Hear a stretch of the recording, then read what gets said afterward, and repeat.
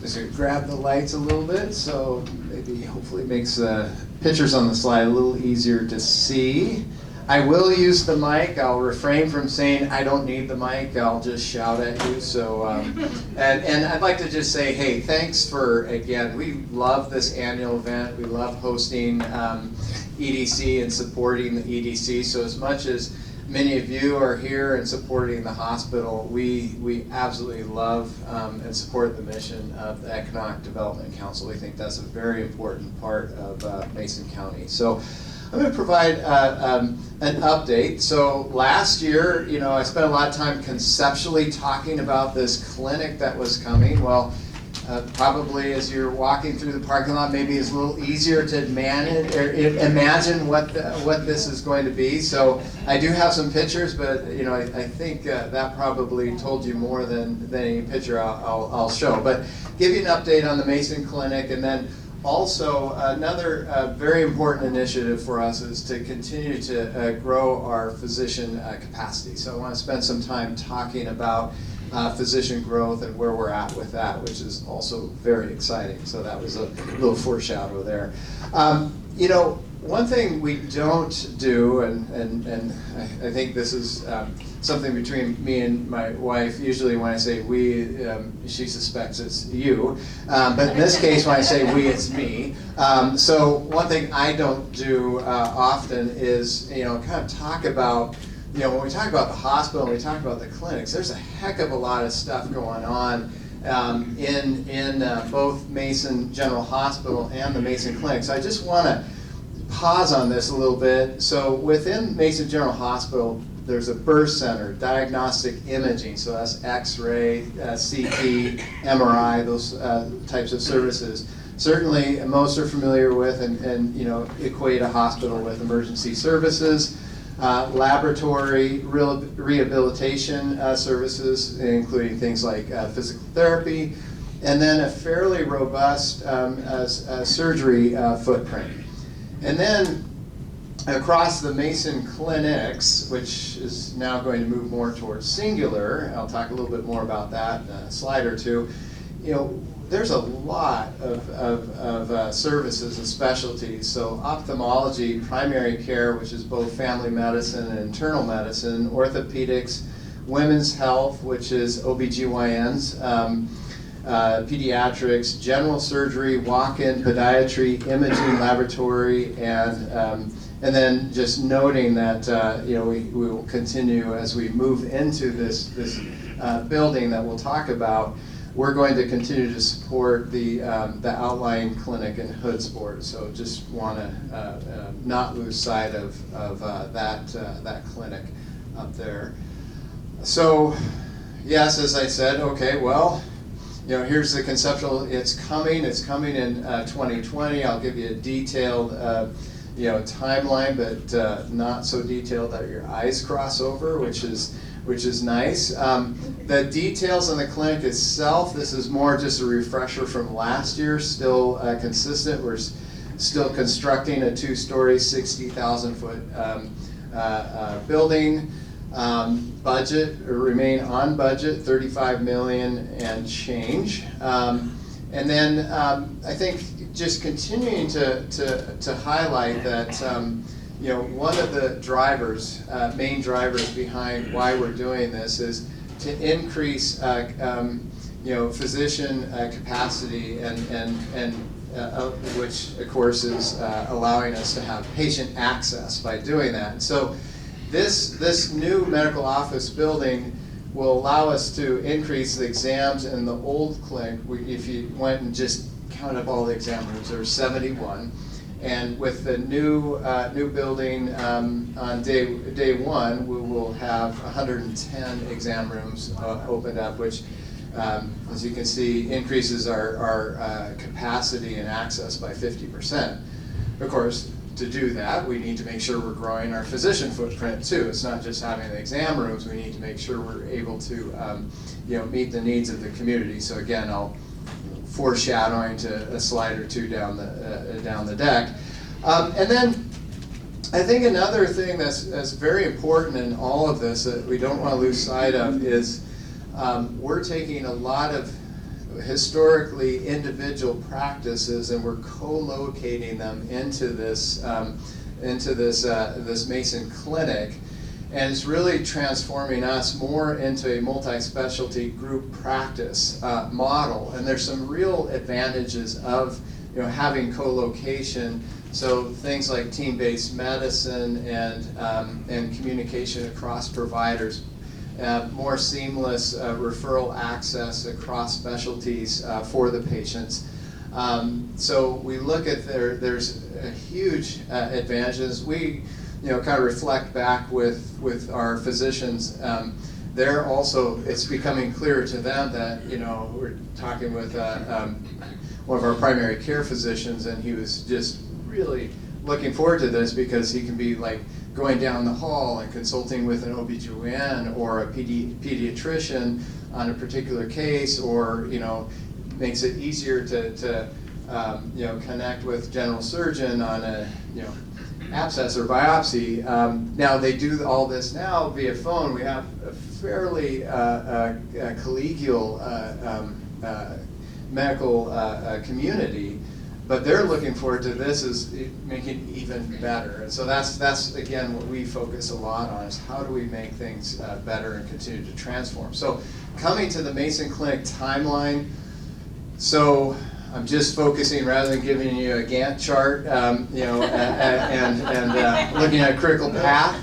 Here's the things that really I think are easy to follow. So you saw the skeleton outside, and you can see, okay, it's coming up, and give you a sense of scale. So it'll start to actually look like a building and be enclosed, so exterior siding by mid-November.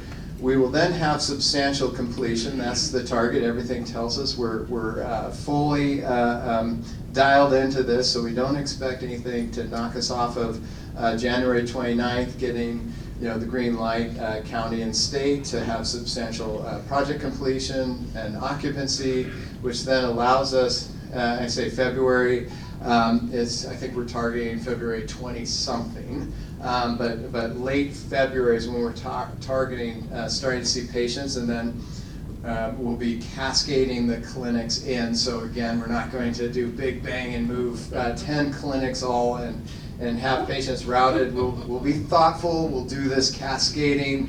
Every few weeks we have a plan and a process. So between February and June, so we expect to complete moving all the clinics by the end of June into the Mason Clinic. So this is, I debated even bothering with this slide because again, you kind of already came into the parking lot, but I figure it's still important to just continue to look at, okay, here's where the Mason Clinic is going. And there's two entryways, one for the Mason Clinic, and then there'll be another entry, main entrance into the hospital. We also are connecting via this corridor, so there'll be a couple ways that patients can access the two services, both through the front entrance and registry. But we wanted to make access not only for staff, but sometimes there are urgent or emergent situations, and we wanted to have that seamless, efficient access in the Mason Clinic in case there's any emergency situations where staff can come attend, and then patients could be accessed. And what I'm doing is I'm showing the flow to the emergency department. And unfortunately, that is something that you have to plan for, we have to plan for. But in this case, when I say we, I mean you instead of me, because you don't want me doing code blues. So just coming back to what I said earlier. My wife has trained me well. So, so the Mason Clinic construction, again, you're seeing it as long as you came in the main entrance versus emergency. If you didn't come in through the main entrance and you have a couple minutes, it's worth popping out of the south side of the building. You'll actually see all of this live. Right now, I get entertained throughout the week with welding flashes and things like that, and I keep checking her is the PUD or not the PUD. there, but it's the police department coming and do it. But no, it's the welder. So a lot happening is as you can see, just full steam ahead. This great crew, people working together. It's the general contractor, Skanska. They're absolutely top shelf. They've been great to work with. They brought.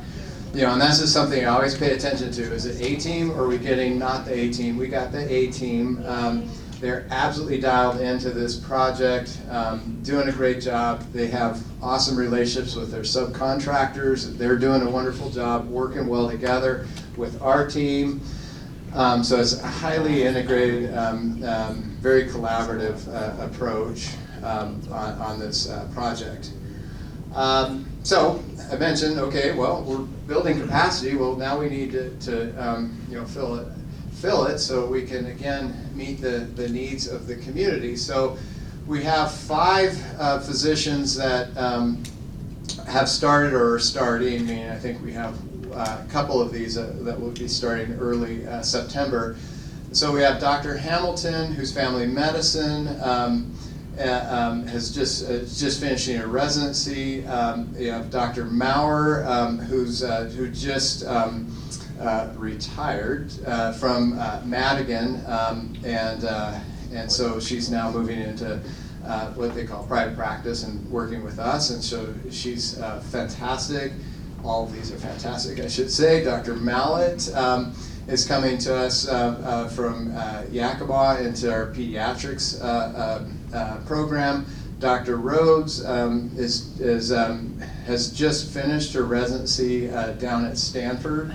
And then Dr. Woods is coming to us. I should say Dr. Rhodes is joining the pediatrics practice as well, and is a pediatrician. And then Dr. Woods is a podiatrist coming to us, just finished his residency in Colorado, and actually it was a alma mater of Dr. Wright, and so Dr. Wright actually helped recruit. This was Dr. Rice when he was retiring in June, a longtime podiatrist in the community.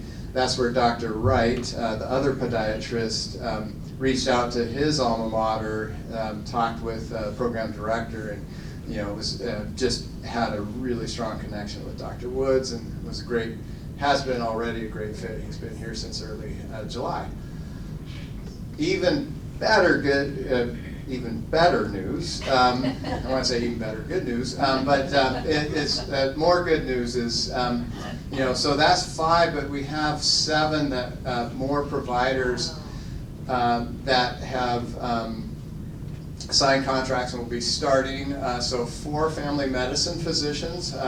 1 that will be starting in January, and then 3 that are just finishing or starting their 3rd year of residency right now, and will be coming on board in July. 2 of them are Providence residents and have had some exposure to our organization. One of them, his parents live in Shelton, which is awesome. And then really important as we look at how we're expanding our services, we have 2, we're trying to create a better, more integrated approach to primary care, expand our footprint in behavioral health and mental health. And so integrating into primary care will be 2 behavioral health ARNPs, and they'll be starting October and January. And that's just how we look at how are we growing our services, and also, again, it's a significant need to the community. And so we started over the last 3 years with therapists, and they have been wonderful and have filled an incredible need, have integrated really well within our primary care practices already, and that kind of gave us a better sense of how do we want to then increase our approach to behavioral health, and that's the next phase, is adding the ARNPs. And then last will be a internal medicine ARNP, and really excited about her as well. I'm excited about all of them, and her story is she's a Shelton grad. her family, multi-generation, Mason County, and she is absolutely stoked to be coming back, you know, kind of full circle. She spent the last 4 years up with the Everett Clinic, which is, if you know anything about the Everett Clinic, it's a world-class organization. So she is incredibly well trained and very, you know, very deeply connected to the community. So we're very excited about her joining. So, and I'd say, you know, we're still not done recruiting, but this is progress so far. So rather than aspiration, this is what's being done. So just wanted to give you that sense of how, you know, the provider recruitment connects in with this new Mason Clinic. So just, you know, kind of to end, you know, at least the discussion or you know, the presentation part of this, again, we're your community hospital. You know, we're here to serve Mason County. You know, we're essential, you know, there's no doubt about that, and we are here to serve patients regardless of ability to pay. So we want to be able to you know, be available, reach out to the community. You know, a big part of who we are is being community-based, so United Community, so it's partner. So, you know, the Health Science Academy is just one example of how we try to partner with the different stakeholders in the community. You know, it's like in this day and age, you know, it's like, you know, it's important also to, you know, assure, you know, financial stability, very strong. I think Bruce was accusing me of something, but but we focus, you know, to make sure that again we don't put at risk a very important community access, which is your hospital and clinics. And as I talked about, a big strategic focus of ours is attracting and maintaining quality providers. And we're definitely doing a great job of attracting, and then we're continuing to look for ways and strategies that we can make this you know, a very satisfying long-term place for providers to practice. So we enjoy wonderful community support, and we appreciate that. We don't take that for granted, for sure. And then, you know, bottom line is not the financial stability. Bottom line is, you know, providing safe and high quality care. So we're really focused on how do we do continuous improvement, how do we, you know, ensure safe access. So that's embedded in everything we do and what we really focus on when everything's said and done. So with that, I think, Jeffrey, we're anticipating a little time for Q&A. Is that yeah? Okay. Why don't we just go into it? Yeah. Okay. Yeah. So if you have any questions, I do. Joel. Okay. So Mason General Hospital and Family of Clinics. Yep. Generally is well regarded in terms of your care, but also you win a lot of awards. Mm-hmm. Given the term benchmarking, how do you think that helps you ranking yourself and in attracting people to come and work with you? Yeah, awesome question, and that's something, you know, starts with trying to have, you know, transparency on our website, because what we found over time is, in terms of attracting people to us, it's actually oftentimes prospective employees that are, you know, are the real consumers of the website, you know, and so they pay attention to, you know, is this a quality organization? So what are your scores for patient engagement? What are your scores for quality outcome indicators? And you know, generally they're quite good, but in a lot of cases we're saying, no, that's not good enough, because, you know, we don't want to be in that, you know, kind of that second quartile, you know, or even being in the first quartile, second being, you know, between 50th and 75th percentile, and then top, you know, 75th and above. You know, we look to how do we get into that 90th percentile. And occasionally we bounce into that, but, you know, that's where we still feel, hey, it's not good enough. But fortunately, when we're talking with prospective physicians, when they look around, look at the support they get and the kind of organization that they'd be joining, that's what's helped this conversation so much. Yeah. Can you talk a little bit more about the Health Science Academy partnership with the school district? Christy, I would love to. So, and then there's better people to talk about than me. So I'll talk about at the really 50,000 foot level, which is, I think we're now rounding into year 3, and the program is, there's now a curriculum. There's actually students that have started this last year, and so. And it's really according to Alex Apostle's wonderful vision is now kind of getting into what I say is year 2 of the curriculum. It's now starting to, go from here's, general Health Science Academy and starting to build more classroom curriculum and getting more students through that. So that's kind of what we're gearing up for this next year. And we have a lot of staff that participate in the classroom, so we support that so that and it's kind of all levels from RNs to senior level. And I think Dr. Gushie takes some turns in the classroom, so we'll have physician level participation as well. But yeah, it's been very successful. Do the kids come up here?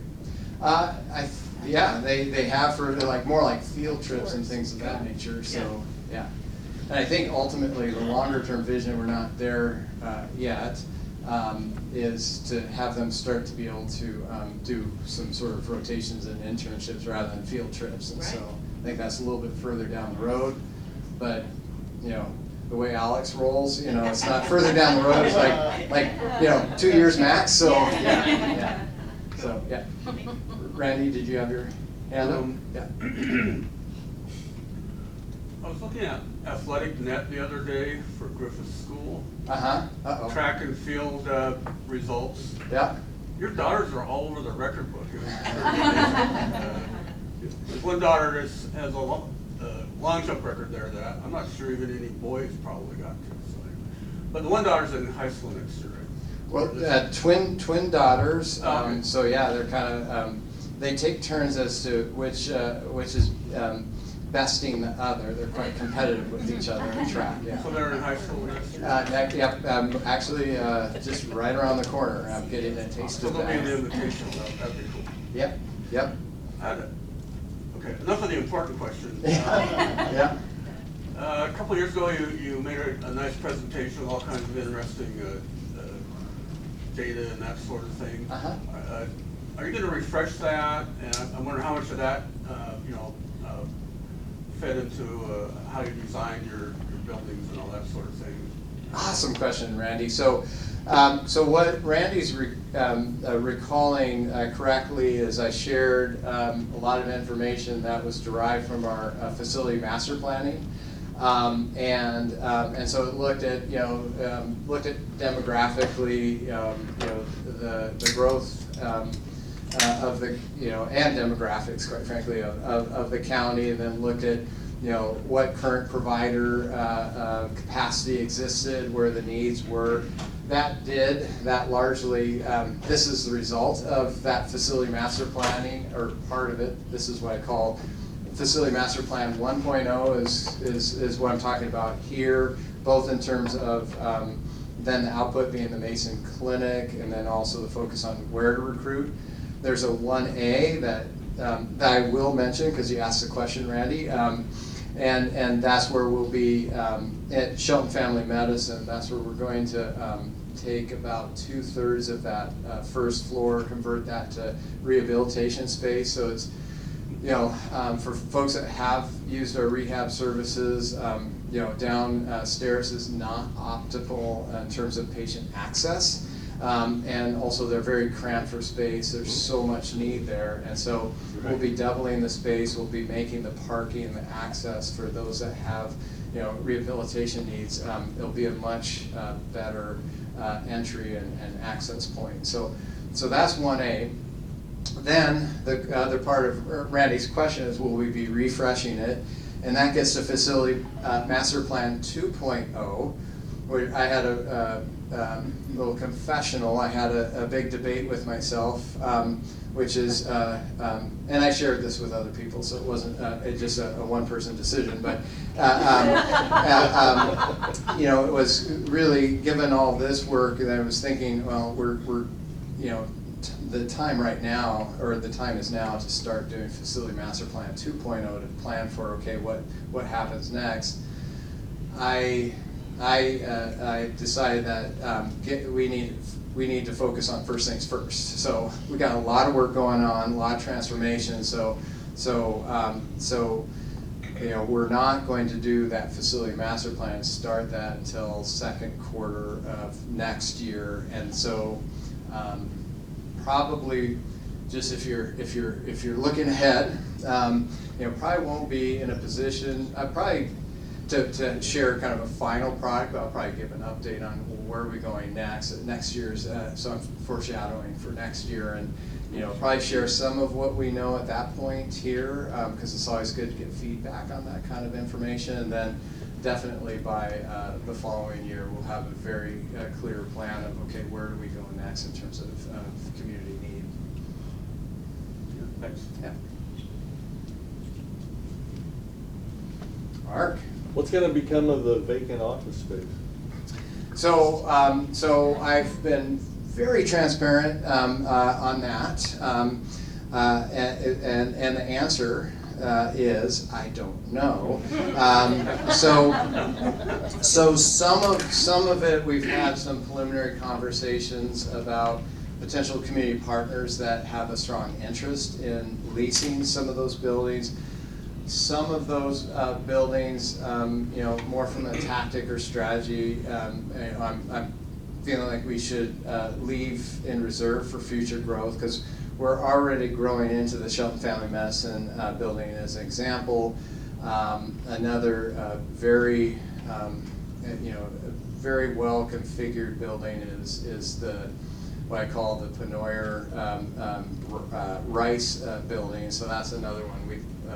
You know, just to give you a more complete answer versus, you know, well, there's not a glib answer. That's the reality. You know, we'll probably keep that one in reserve, and so the bigger questions that we still haven't finalized an answer is the Olympic physician buildings. How do we really want to use those, either for community partners or in some other capacity, and same with where we have the ophthalmology and Mountain View Women's. Thank you. Bruce? Yeah, Eric, you're doing all this and moving forward. Your board is Don, Gale, and who else? Don, so Bruce asks who's on the board, and I should have included that slide. So, Don Wilson, so I'm first just going to say all three of them are awesome. And couldn't ask for a better board. So Don Wilson, who's been on the board for 27 and plus years. Gail Weston, who is you know, the rookie. So I think she's on year 2 and been in the community for a long time, and yeah, just dynamite. She asks. So rest assured, she asks a lot of questions, and she's so spot on. I mean, she's just really dialed in. So been very impressed with Gail, and then Scott Hilbert, who's been on the board for a very long time, and you know, I think doesn't need an introduction, knows this community very well. Yeah. So I guess I have a question. Yes. Will the impact on the hospital increase patient stay or admissions, and you know, how does that impact the number of beds? You only have 25. 25, great question. You know, the trend continues to be away from inpatient admissions just nationally across, you know, all size hospitals, and that's what we've continued to see. So if you look at kind of trend and projection, that's where inpatient admission, daily census continues. It's kind of this you know, soft decline, continues to go down. We don't expect that to change, just because that's the nature of medicine. More things are done outpatient and you know, or at observation. And so we feel we have the capacity. We're even looking at a swing bed type of program, which just means that for those that have longer recovery, we're creating that flexibility and reserving some, or having the ability for some beds that can be used so that people can stay longer than a traditional acute admission. So we do think that this, this continued move though in an outpatient setting, which also is the hospital. There's a lot of outpatient services like wound care that are and infusion therapies that do happen here. So we anticipate that those sorts of needs will continue to drive up with this continued growth.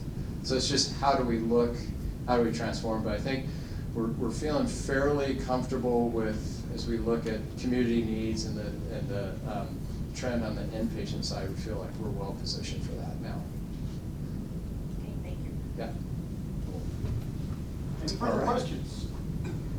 Thanks, Joel. Thank you, Eric. Great job.